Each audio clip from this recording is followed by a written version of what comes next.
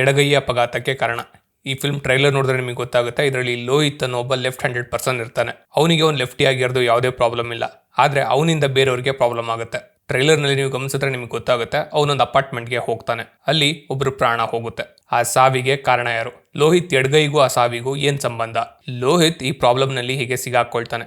ಈ ಪ್ರಾಬ್ಲಮ್ ಇಂದ ಅವನು ಹೇಗೆ ಹೊರಗೆ ಬರ್ತಾನೆ? ಇದೆಲ್ಲದನ್ನ ನೀವು ಸಿನಿಮಾದಲ್ಲೇ ನೋಡಬೇಕು. ಇದೊಂದು ಬ್ಲಾಕ್ ಕಾಮಿಡಿ ಸಸ್ಪೆನ್ಸ್ ಥ್ರಿಲ್ಲರ್ ಸಿನಿಮಾದಲ್ಲಿ ಒಂದೆರಡು ಕಡೆ ನಿಮಗೆ ನಗು ಬರುತ್ತೆ.